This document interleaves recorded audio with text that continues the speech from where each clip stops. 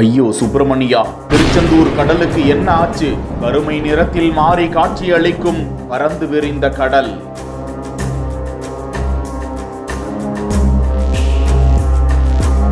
அச்சத்தோடு கடலில் புனித நீராடச் செல்லும் பக்தர்கள். அடுத்தடுத்து திருச்செந்தூர் கடலில் ஏற்படும் மாற்றங்கள்.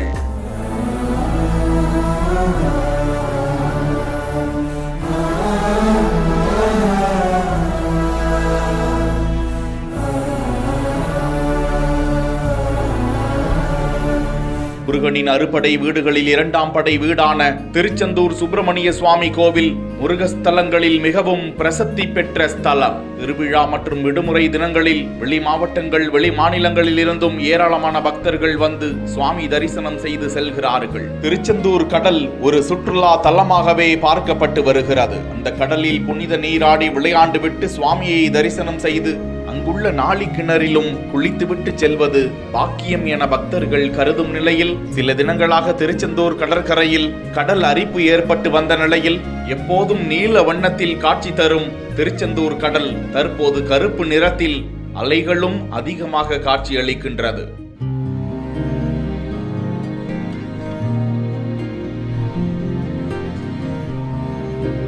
இதனால் பக்தர்கள் அச்சத்துடன் நீராடி வருகிறார்கள். மேலும் கடற்கரை பகுதிகளில் கருப்பு நிறங்கள் படிந்த மணல்கள் ஆங்காங்கே கரை ஓரத்தில் ஒதுங்கியுள்ளன. வடகிழக்கு பருவமழை முடிவுக்கு வந்ததால் ஒரு வார காலமாக கடலுக்குள் காற்றின் திசை மாறும் நிலை ஏற்படும். அந்த சமயங்களில் கடலின் அடிப்பகுதியில் உள்ள மணல் கிளறப்பட்டு தண்ணீர் குழம்பிய நிலையில் கருப்பு நிறத்தில் இப்படி காணப்படுவதாகவும் கூறப்படுகிறது.